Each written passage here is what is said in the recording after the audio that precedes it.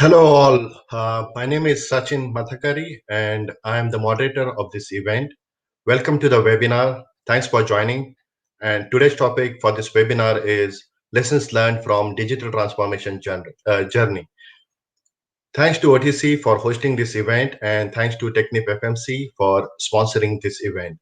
The presentation is about 30 to 35 minutes, followed by 20 to 25 minutes of question and answer session. Please feel free to submit your questions through your online portal. Now, I'm really excited to introduce the speaker, Mr. Hemant Priyadarshi. He is a director of the Subsea Studio FD program at TechnipFMC. Hemant has been working with this company for last 15 years. He started his career as a field engineer and worked abroad a versatile fleet of vessels and a variety of offshore and subsea projects across different regions. His field experience stretches across S-lay, reel-lay, platform installation, heavy lifts, diving, IMR, and hyperbaric repair projects. Hemant also worked in various project leadership positions, such as installation lead, package lead, project lead, with increasing responsibilities over time. Hemant transitioned from execution to the front end and the field development in 2015. He held multiple roles such as sub-department manager, technical manager, portfolio manager. In these challenging industry times, he worked on multiple field development prospects and he was influential in converting them into awards for TechnipFMC. With his execution background, he could develop sound strategies for integrated EPCI projects at very early stages of a project. He held regional technical ownership of key customer accounts before moving into digital transformation. Now, as a director of Subsea Studio FD program, Hemant represents the front end and the system engineering and is business owner for this amazing digital platform. He's responsible for delivery of the tool as per business needs and expectations while ensuring the value creation. He works with the multiple stakeholders in the process of development, adoption, ensuring both front prosper to make this change successful. Hemant is also a member of TechnipFMC's theater team and has presented at various industry forums in the past. He holds a bachelor's degree in mechanical engineering and has an MBA from Texas A&M University. Without further ado, let's get started. And Hemant, the stage is yours. Thanks, Sachin. Thanks for the neat introduction. Sounds good to hear about yourself. So today I'm going to walk you through some key takeaways of our digital transformation journey. I'll start with an introduction. We'll go dig further into what topics we're going to be discussing today, and then what are the key takeaways.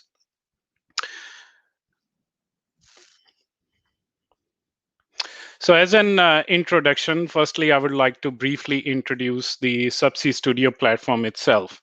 It is our digital backbone that runs through the entire life cycle of a field or a project, representing the entire value chain and extending even into the life of the field. It's a portfolio of various digital solutions targeting different parts of the value chain, but with one vision to optimize development, the execution, and the operation of the current and the future fields. What we'll be talking about today is Subsea Studio FD, and FD stands for Field Development, which targets the front-end aspects of the life cycle of a field development or a field project. Subsea Studio FD is an in-house software developed by TechnipFMC aimed at digitalizing conventional iFeed. And when I say iFeed, it constitutes concept select, the feed part of it, and also the tendering, whether it is estimation for coming up with the estimates for development or competitive tendering. Along with a universal menu of TechnipFMC's offerings, it incorporates time-tested design tools and design methods as microservices. And the system know-how is integrated into the tool as business rules to enable smarter, efficient, and faster field development.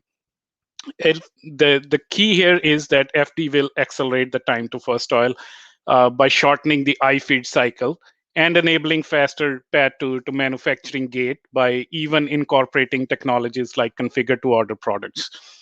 I'm going to go and show you a brief video to illustrate the tool at a very high level. But for more information, do visit the link that I've given on this slide. There are other exciting videos to watch out on within our Tech Talk series, but you can certainly go and find Subsea Studio FD in there.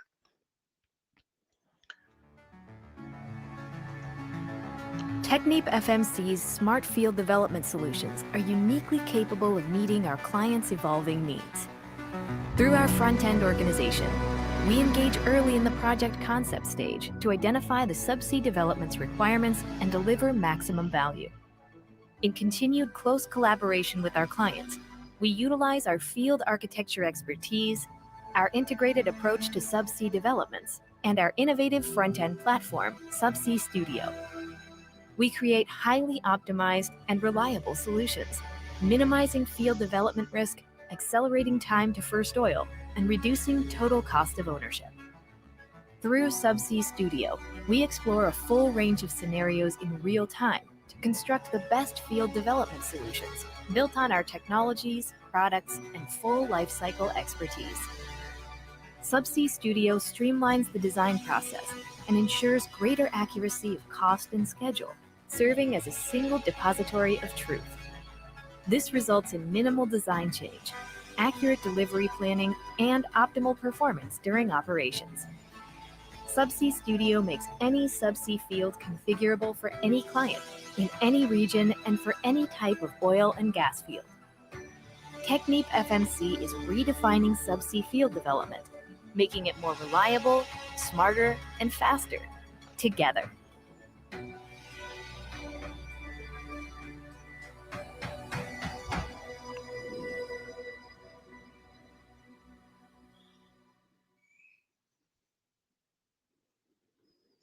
Okay, now I'm going to go into the key takeaways on our digital transformation journey.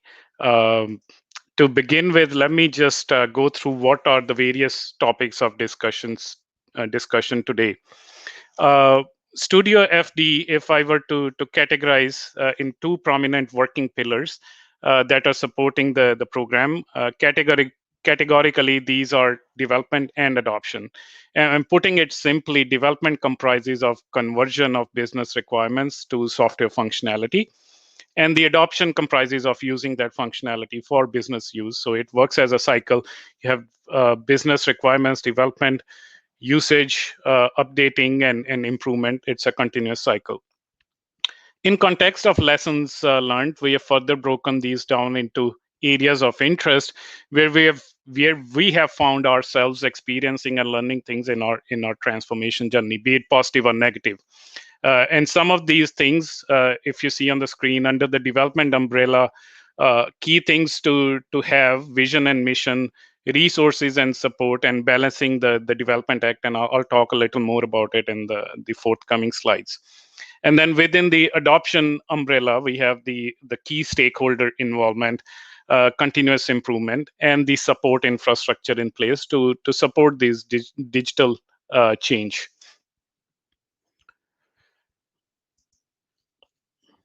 Okay, so starting with the development front and under vision and mission, there's some key things that I would like to discuss.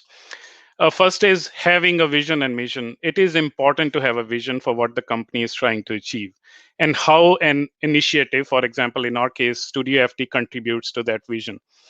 So these small initiatives can be termed as missions as well, and missions help us progress towards the vision. For example, the vision for Studio FD platform is to transform conventional iFeed into an ultra-fast digital offering. And this is what we're trying to achieve, but how? And this is where the missions help. We're doing so by integrating our subsea expertise, the digital technologies, in a way that gives us the ability to design, optimize, select the best field development solution. Again, the idea being that having a vision and mission statement and the charter is really helpful to define the goal, the objectives, and help you focus on the scope. The next thing is the compliance of the value creation in the micro and micro environment. Again, it is very important to be compliant with the ever evolving macro and micro environment. What are the short term and long term goals? These have to be thought through. Value addition needs to be compliant with the macro and the micro needs. And again, I'll give a couple of examples to relate to this. There's a drive towards environmental sustainability, and all of our customers and operators have pledged to carbon footprint reductions. So how are we complying with this macro requirement in the macro environment? So the field development solutions can have carbon impact estimates as we're developing those, which guides us as well as our customers of the choices they are making. So that is something that we are working towards to have that functionality, but again, to stay compliant with the evolving macro environment. Now let's take an example of the micro environment. We do a lot of repetitive work and manual coordination and moving and handing over of data around. For example, a study manager or a systems engineer working on a feed distributes the design basis from one discipline to another. They work on their scopes, send the results. Those results need to be shared with other disciplines. So there's an endless cycle of manual coordination and governance. Now let's see how the value gets added, adopting the digital workflow. Subsea Studio FD creates a digital design basis, so one for all. Data is available in the data model and is connected to all applications as microservices. The workflow is governed by business rules, logic, automation. So here again, the waste effort is removed. The workflow is more efficient, and then you're complying to the value proposition of the micro environment to optimize and to accelerate. The next one on here is to their vision and mission keeps teams focused. Developing something of this type is not an easy task. When you consider the amount of calculations and the best practices and the business rules to be coded, it can be brain draining. So having a charter for your project helps you revalidate what you're doing against the vision, mission, values of the project. So then again, having that vision and mission clarity is key to keep the team focused and on track on to reach the end goal. And finally, and it's very important as well, having the vision and mission consistent messaging. It promotes consistent messaging and the alignment within the B2B setup. Whether you're talking to someone at level 1 or level 15, or across the various business units, you're talking about the same vision and mission, and people. It helps people come on the same page and helps zipping up the organization. So moving forward under the development umbrella, the next topic is resources and support. The first and the very important is the support behind the vision and the mission. And here, fortunately for us, we've been very fortunate to have this support from the very top. See, transformation is a change, and we all know change may or may not be welcomed. But having clear messaging and support from the very top helps align and get the needed support for this change to be successful. So having that support is really important. It helps keep the momentum. The next one is that development is a project. It needs a team. Nowadays, development mainly happens in the agile environment. There are these miniature scopes being executed all the time, but that doesn't necessarily mean that you can be low on resources. If you really want to maintain the pace and keep up with the volatile market needs and for continuous improvement purposes, you shall be manned appropriately. For us, fortunately, we have a full-time team. It wasn't the case at the beginning, but from the time that I've joined, and I've seen a full-time dedicated team working on the development, and we are at full blow as of now. The next one under resources and support is a strategic takeaway. In course of development, you have to make certain choices, insourcing versus outsourcing and hiring. We are not an software company in Silicon Valley, for example. We're a project-based company. So at times when we are developing something like this and something very unique, one key decision is how you shall be organizationally set up. it is important to identify the areas where you may need specialized help. What, who, when, where, how much, all needs to be thought through.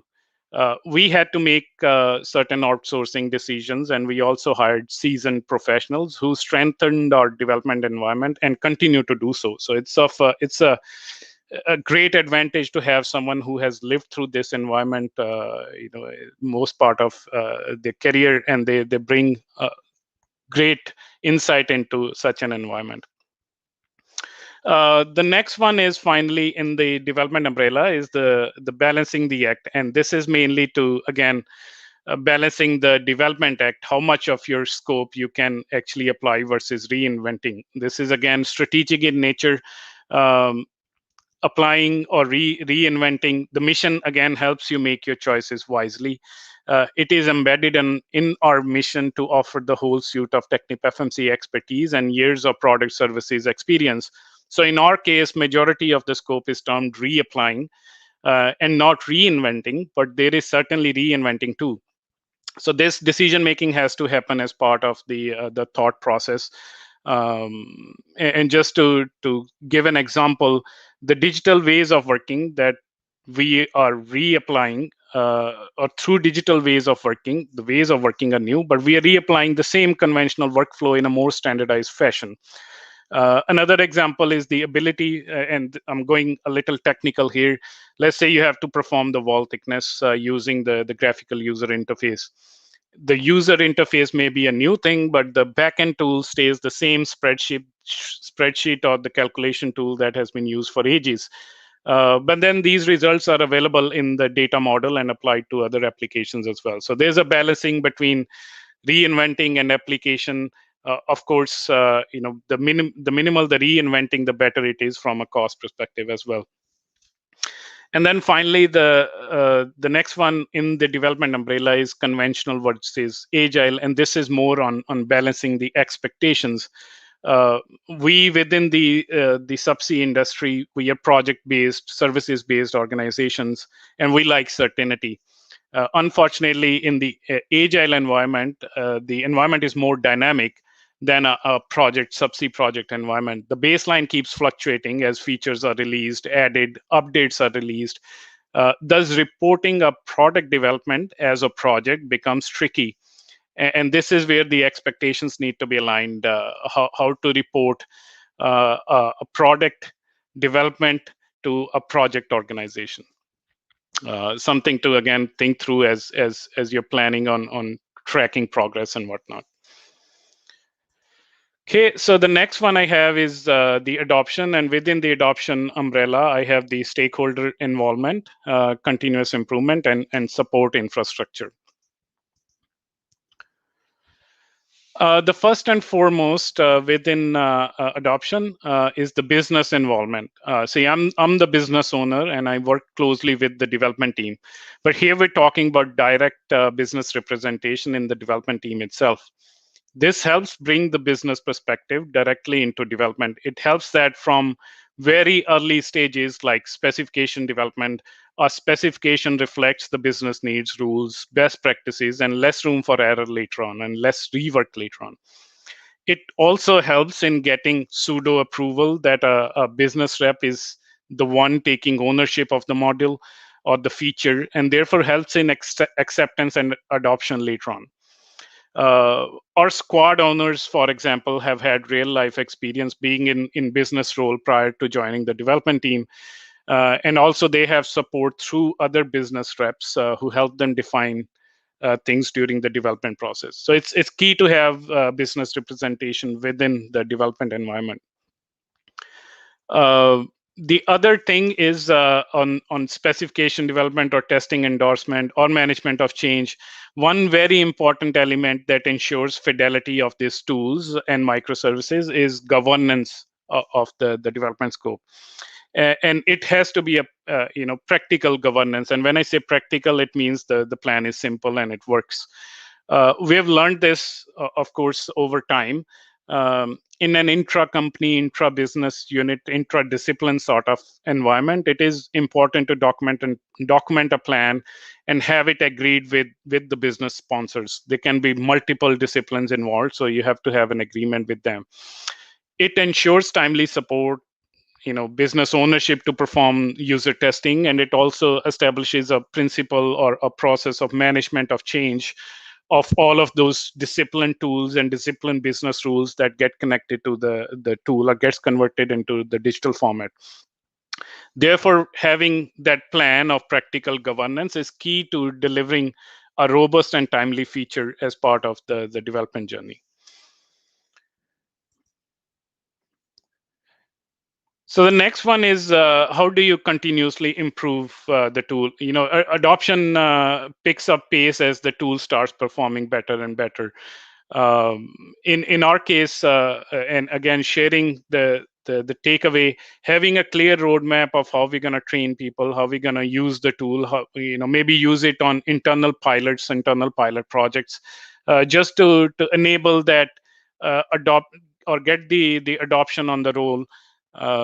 It's really helpful. Development and adoption shall go hand in hand, more so to develop a user community and to promote feedback for improvement.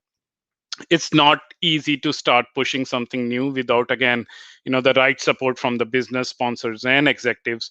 A clear roadmap on how adoption will roll out as development progresses helps build that community and feedback for mechanism for improvement. The next one is the ease of reporting feedback. Now, as a user, the feedback shall not be a burden.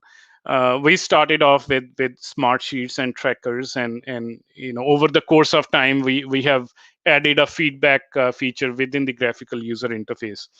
Now, what it enables is it doesn't let the user lose his chain of thoughts, as it's right there, right in front of him. And then, following that feedback is another key element that we're still working towards improving. But there should be a plan on how the feedback getting back is being sorted, in terms of bugs versus improvements, quality comments versus nice to have or preferences or biases. This needs to be all thought through on how to convert that feedback into something that can be taken as an input for improvement. And the next one is keeping the user community engaged and expanding the user community. It is a challenge to keep people engaged, especially when you have a phased rollout, something that is under development. Not all features are available day one. Not everyone has a role to play day one. Users have, for something new, users have their opinions and biases. They have their commitments with the ongoing work as well. But how to keep the spark on, that is the real question that needs to be thought through. But for example, for us, we are in the process of now enhancing our community experience and the community expansion through internal seminars, use of internal social networking, specialized training sessions, and specialized sessions per region, again, to promote awareness and the spirit of community within our current users and potential users. And then finally, under the improvement is also to, again, ties back to the macro environment compliance, but having the customer feedback and compliance with the customer's digital ecosystem, understanding customers' digital transformation journey, their digital ecosystem, and how we may fit in their digital ways of working. For example, we are currently working closely with a couple of customers to digitally import the field model, update that using Subsea Studio FD, and digitally return the updated data or the model back to them. Still in progress, but again, it gives you an example of why it is important to understand what a customer is doing and how you should be able to comply with their needs and demands. And to generalize this for an internal tool, if there's an external interface, that interface shall be well understood. So the final part in adoption is the support infrastructure, and the first item within the support infrastructure is the speed and skills. Some of you may be familiar with the concept of two-speed IT. We have planned for it. We are in process of transitioning to it. But again, in general terms, digital applications, digital platforms need faster resolution of issues, and may need specialized focus support. And this support can range from supporting fast releases, not having to shut down the server during releases, fixing bugs, sorting of tickets, and et cetera, et cetera. Especially when a platform of this sort is operated globally by multiple users on multiple projects in a live environment, downtime is frankly unacceptable. So you need to again plan for your having that speed to support the digital environment, and having the skilled people to support and keep it alive. The next one is the IT infrastructure, or you can say the hosting infrastructure. Again, this is something in the works for us as more and more users start using the platform. There's more and more data generated, transmitted, and stored. The speed shall not be compromised. For example, the application response time for a 4-well subsea development versus a 40-well subsea field model will be hugely different if infrastructure is not in place. We are in process of migrating to cloud again to keep up with the ever expanding needs of managing speed on our digital platforms. But this is again something to plan out depending upon the needs, depending upon the environment, and how users may interact, what sort of infrastructure is needed to support it. And the final one within the adoption umbrella is testing your tool in the B2B environment before going to B2C. As of now, fortunately, we are only limited to use the tool in a B2B sort of setup. But if I'm to generalize this takeaway, it is good to validate operations in a B2B environment before moving to B2C, because it sets you up for success. The lessons you learn within your internal environment can easily be applied to improve the tool before it is rolled out to an external customer. So that's all I have, and I hope this information is valuable to you. Even though I've quoted specific examples, these takeaways are generic enough to help you draft a sound change plan. Again, in the if it is related to development or digital transformation. And before we take some questions, I would like to acknowledge and thanks TechnipFMC management for allowing me to present here. Thanks to OTC for giving us this opportunity. And a special thanks to Mr. Thomas Parento, who is our development manager and has greatly helped me put this together. Sachin, over to you. Yeah, so that was a great presentation, Hemant. So please feel free to submit your questions. Now the next session is the question and answer session. So I'm waiting for your questions.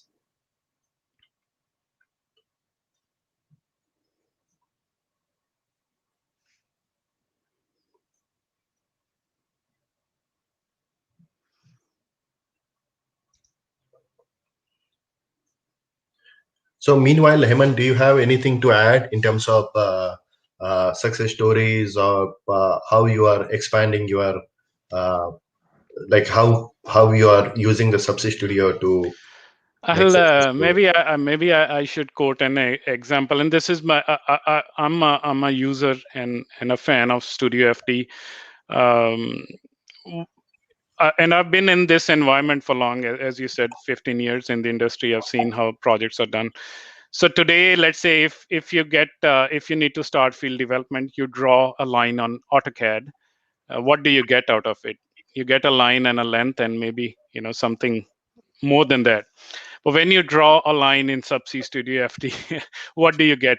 You get a data model behind it. You have the ability to do wall thickness. You have the ability to do free spans. You have in future have the ability to do other in-place analysis. It's all right in front of you. That one line gives you the ability to do so much of work. And depending upon the complexity of analysis, it may take minutes or it may take hours, but it's all right in front of you, and it's Godspeed. Okay, so there is a question from Shelly Corey. Mm-hmm. Uh, do you have any one case history to share to optic transformation?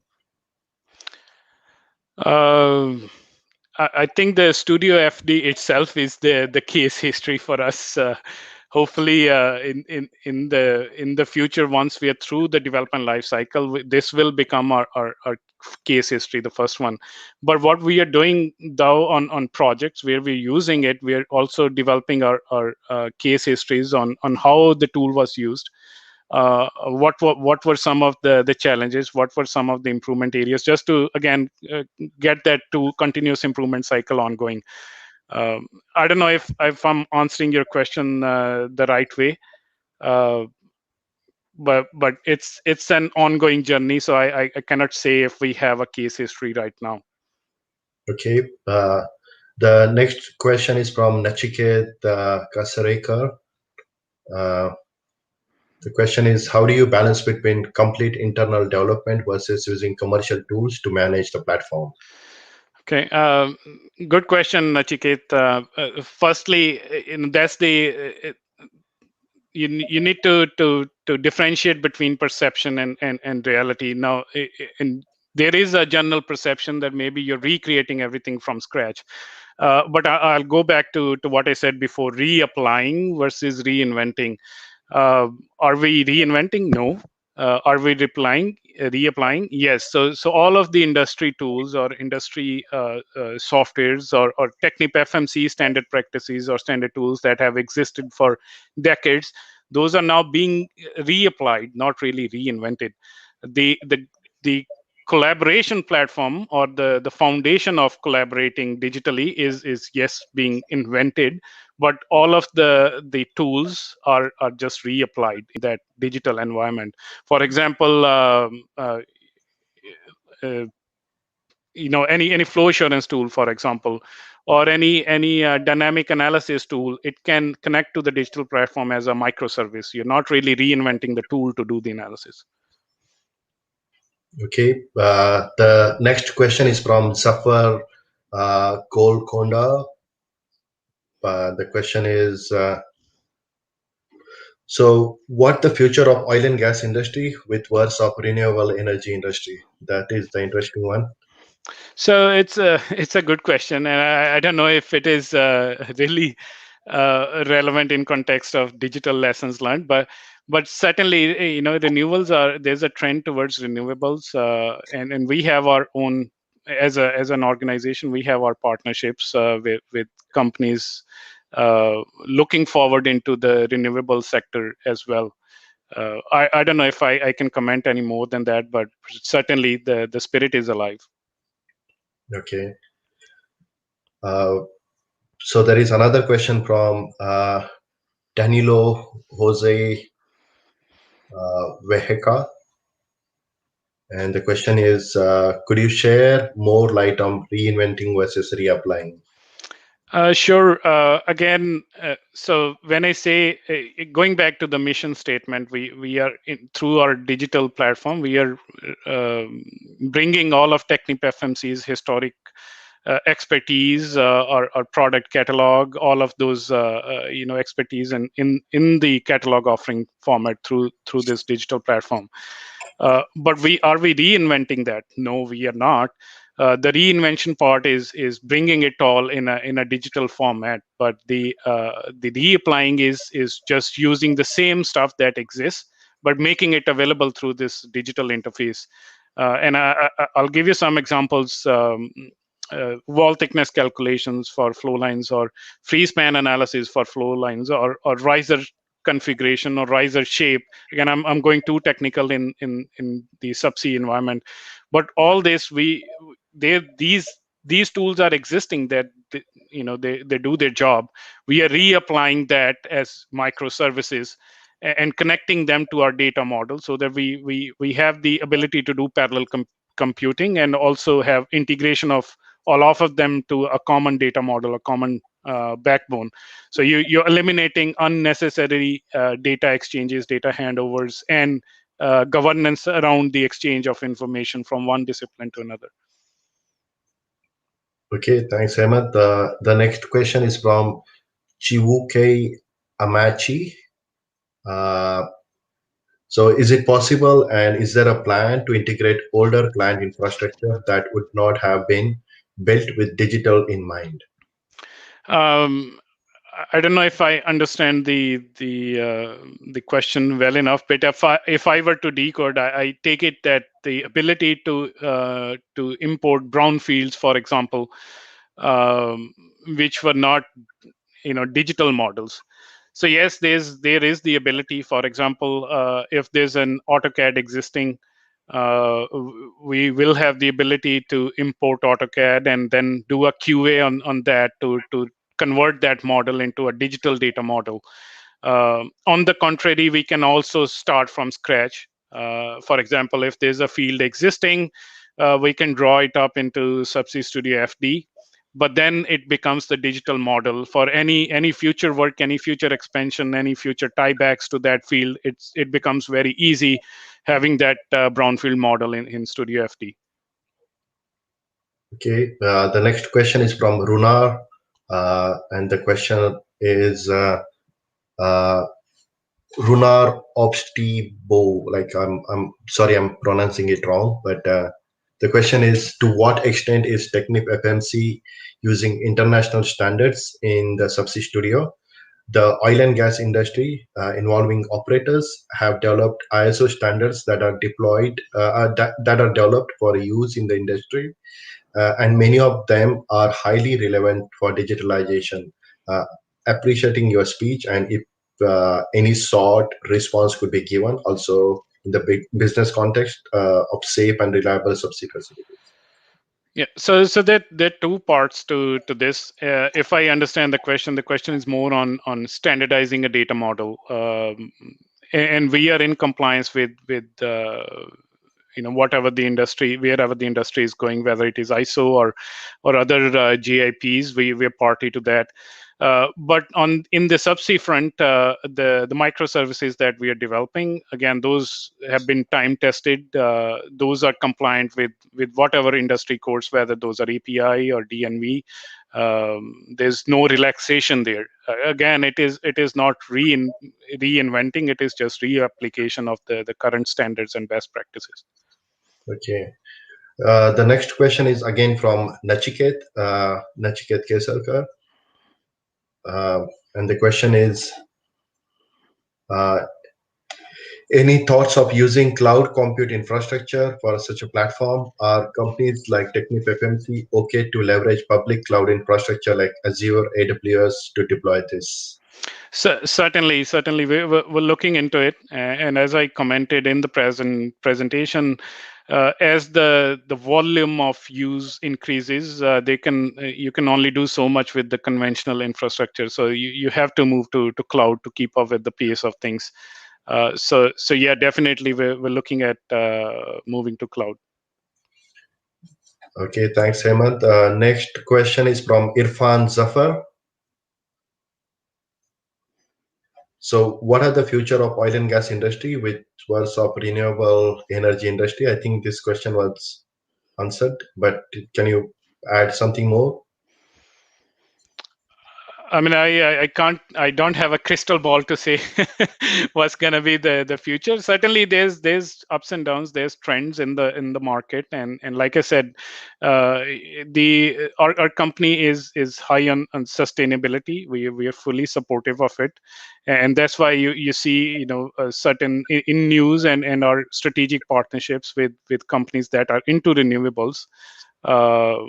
So certainly we are interested in that, and there's a drive within our organization to expand.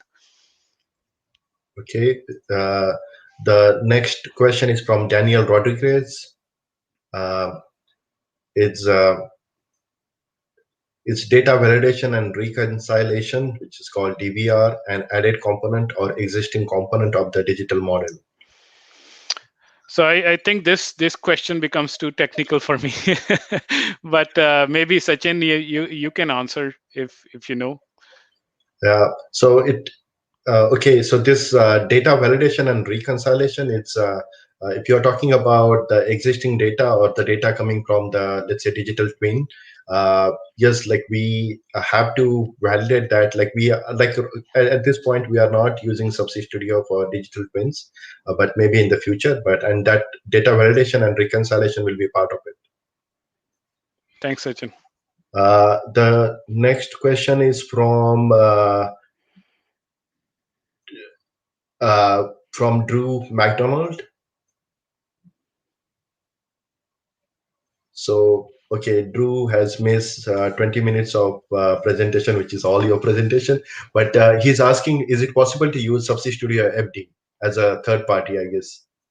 Not at the moment. It is an internal tool, but yeah.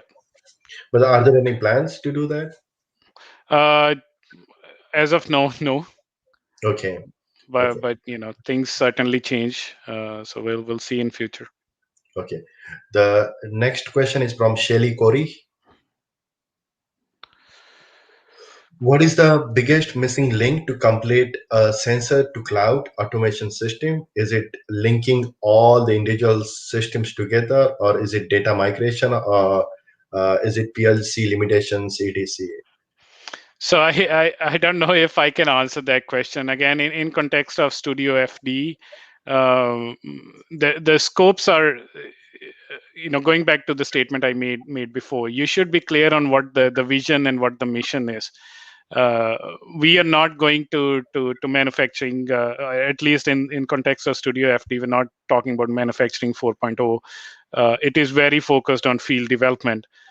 So I unfortunately I cannot answer that question any better than this. Okay. So the next question is from uh,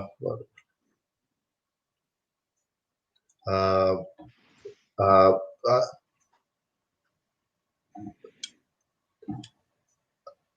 Harsh Sood. Is there an example of cost or schedule benefits? A case study on how much was saved? Yes, we've been doing that. It's not yet publicly available, but to give you an example, and I think I quoted that example before. Uh, if you are a pipelines engineer, you'll understand how long does it take you to get the design basis and get to routing the line and free spans, getting to free spans or thermal expansion. It probably take you weeks before you even have, or a couple of weeks before you even finalize your routing. But here, within the Studio FD platform, you can do all of the preliminary in place in matter of days. And certainly, as we use tool more and more, there would be more data and facts to support it. And that is where we're focusing more now on adoption, as I said before, to develop that user community and use the tool more and more to be able to have this benchmark data. Okay. So there is one more, like one question from myself, like what kind of skill sets are required to, get involved with adoption or, into your digital portfolio? Like if I want to apply as an part of, let's say, development team, or if I want to. So I think the first and the foremost thing is the will to do something. If you really want to do something, I guess you will be successful at it regardless of your background. But what I said before, having the business representation in squads is really beneficial, just to get the development right the first time.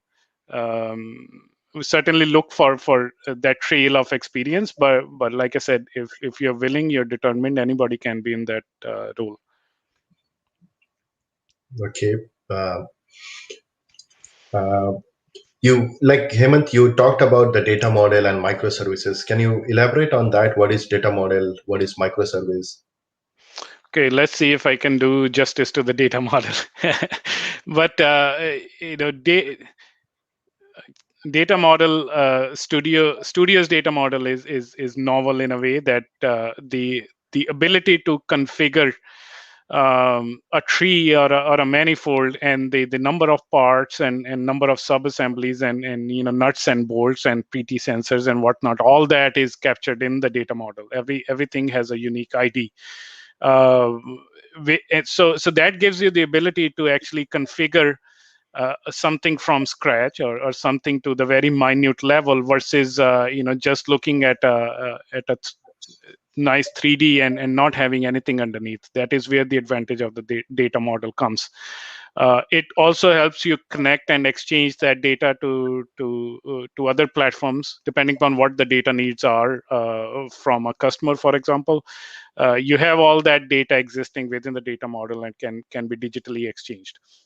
So Yeah, go ahead. yeah. So are those data models compatible with the client data models, because they might be having their own data models? But that is where you have to. I think you answered it. You have to do some sort of mapping, right? But that's the standard protocol for any two applications talking to each other. On the second front, you asked microservices. What was the question? If I can speak more. What is microservice? Can you elaborate that? So microservice is, again, like I said before, the reapplication part of our digital transformation journey. I'm not going to name the softwares, but let's just pick any software that does something today. Let's say I'm using an in-house software to run steady state analysis on a flow line. Today, the way it works is a flow assurance engineer opens that software's GUI, goes into the GUI, updates everything, runs the model, gets the results. Those results are handed over to other disciplines who need them. But the concept of microservice streamlines that in a way that you have one data model with the design basis, and that data is connected to all microservices. So the flow assurance engineer now can have system level data automatically fetched. He may still have to put a few inputs in the user interface, but then the microservice is automatically executed through the digital platform. The user hits a command, and the data gets converted into an executable file going into the microservice, and then the output is fetched back into the GUI. So you again have all of that data, the input and the output, all stored in one data model, serving as the single source of truth. Okay. The next question is from Eugenio Cortina. Hi, Eugenio. How is Subsea Studio being a game changer in new developments? What would you say are the differentiators with other tools? So one key differentiator is it's Studio FD is not just visualization. We have our today we are focusing on developing real feed level functionality through Studio. Visualization is on the back burner, but visualization is the easy part. The tough part is having the ability to deliver feed level functionality through a digital platform, and that's what we are geared towards. We will be able to replicate the iFeed functionality, which is whether you're doing a concept select, whether you're doing a feed. For example, you can create digital design bases. You can create tree data sheets or other equipment data sheets with all of the data that is today generated by a person sitting on Microsoft Word or other tools. So that is the key differentiation. You're targeting not just a concept level work, but you're targeting concept feed and tendering part as well. We'll have costing modules connected to the tool for quick estimates, or we'll have the smart estimation tools connected for high fidelity estimates as well. Okay, thank you, Hemant. The next question is from Brian Duffy. How extensive is the regression testing and the unit testing during development process? Is that a fully automated process? So again, I'll dodge that question to Sachin. Sachin is part of the development environment. He shall be able to answer that better. Yeah, so how extensive is the regression testing and the unit testing during development process? So I was part of the testing team at certain point, and so when we develop some new features, there are testing for each and every individual features or individual components of that feature. So we do that during the development process. And in terms of regression testing, like once the feature is integrated into the system, let's say you develop that feature outside your system on one of the servers, and then you test those individual features. And once that feature is integrated into the system, there is a system testing. And once, let's say, that feature is rolled out to the production server, when we go to the next time, when we develop something new features, we do that extensive regression testing to make sure that that feature is not broken, the old feature, and the new features are working correctly. I hope that answers the question. Thanks, Sachin. The next question is from Harsh Sood. To what extent can the model be used going from feed to EPC, detailed procurement data, and detailed drawings? So again, to stay relevant to Studio FD, Studio FD's boundary limit is at the end of a project award or at the end of the tender. But that package or that data model can certainly be used in the execution environment as well. The tool will connect to other configurators. For example, let's say configure to order tree platform that we have. We can connect to that to create the exchange the data sheet created in the front end environment, and then that data sheet is used as an input to kick off the manufacturing details within the other configurator, the execution configurator. Okay. So Hemant, I have like one personal question. So we are so you are developing the Subsea Studio. So there might be some other initiatives within TechnipFMC, digital initiatives. So are you talking with each other, or how you are talking with each other digital initiatives? So the to answer your question, organizationally, we're set up in a way that we are talking to each other. I'm the business owner for one. There's business owners for other initiatives as well. But again, the maturity levels of these applications within the portfolio can be different. But as and when that interface needs to be defined, we are talking. We are discussing scopes. We're doing story mappings and whatnot. All that is being defined on the go. Yeah. So the data model you talked about, is it like, let's say Subsea Studio is using one data model? Is the data model similar for the other digital initiatives, or? It should. I believe it is, and it should be. Otherwise, there would be, you'll be creating unnecessary work to map in a B2B environment, map data in a B2B environment. So like the question here is, you're not creating like digital silos within TechnipFMC. Is that right? It is right, but still there's distinct boundaries between different initiatives as well. But again, going back to what I said before, we know what our vision is. All of these missions are contributing to the same vision. Okay. The next question is from Harsh Sood. And how much bathymetry data can be entered into the model? So today, what we're doing is we're importing an XYZ with the contours. Just to keep the model simple, we are going with a 5-meter division. But if needed, we can go further. But it makes the model heavier. Again, something as we migrate to cloud, we can certainly expand it to whatever we have to.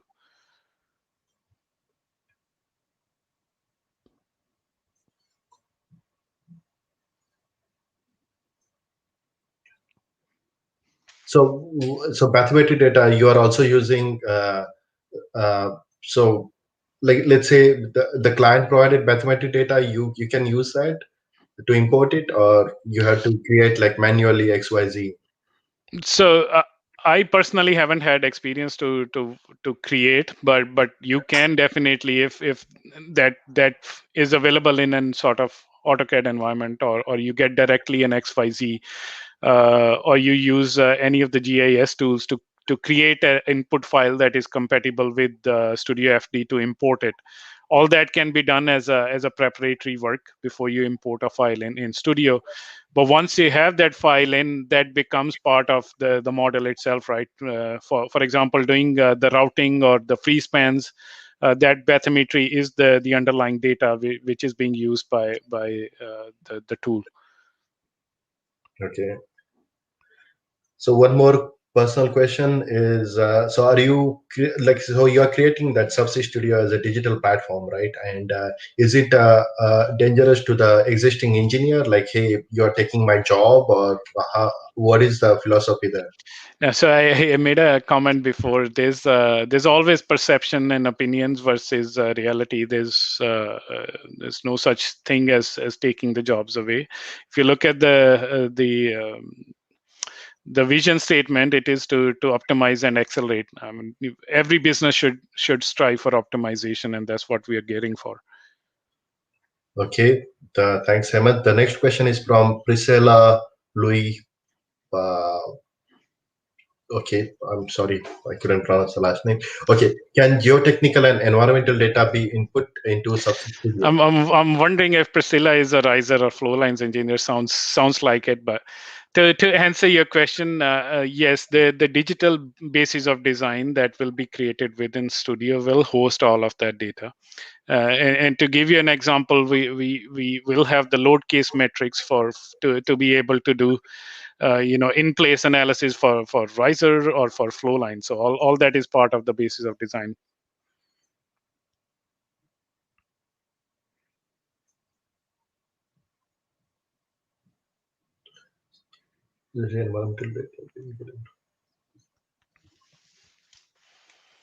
So how detailed is that? Okay, so let's wait for another question from Harsh Sood. For flow assurance, is there a link to industry standard software package such as Olga? There's something in the works today, and you'll hopefully see it in the future as well. Okay, so are you doing any flow assurance calculations within Subsea Studio, or? Yes, but what we have today is a steady state model. Okay. We're using an in-house tool, but definitely looking forward to an in process of integrating the industry standards. Okay.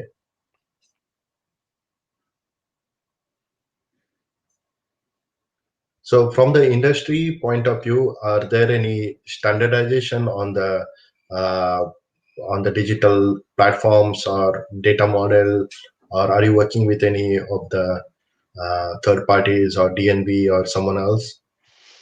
So I just from a 10,000 feet level, I know there are specialists within our organization who are responsible for maintaining that liaison with the industry reps, the joint industry practices, to be consistent with how the digital environment in the macro world is evolving. So just so that we are compliant.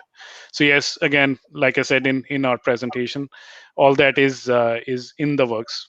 We are complying with the macro environment. Okay. And one last personal question before we conclude.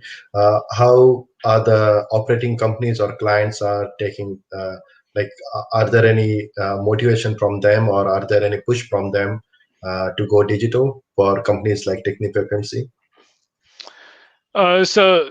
They again, it shouldn't be motivation from external sources. Again, you have to be compliant with both macro and micro. But going back to what I said before, uh, it the digital transformation journey should be compliant with the business reason behind it. And we have our vision at TechnipFMC, and that vision, again, like I said before, has to be compliant with the macro micro needs. For Studio FD in general, from a business perspective, we'll be accelerating and saving on costs spent during the field development cycle. So that's a key motivation behind it. Okay, so one last question from Harsh Sood. Does the model consider material selection? So at the moment, no. At the moment, we will do material selection outside of Studio, but it is something to be evaluated at a later date. Once we have the base scope delivered, we may apply those business rules or the for example API rules to say yay or nay to certain types of materials on the project. Okay. So thank you very much, Hemant, and thank you very much all for joining this webinar. I would also like to thank Asha and Jamie Sada from OTC for supporting this webinar. And please remember to, so there is a OTC conference coming in August 16 to 19. So please join us for the OTC conference at Energy Park in Houston, Texas. And thank you very much and have a nice day. Thank you all. Thanks for your time.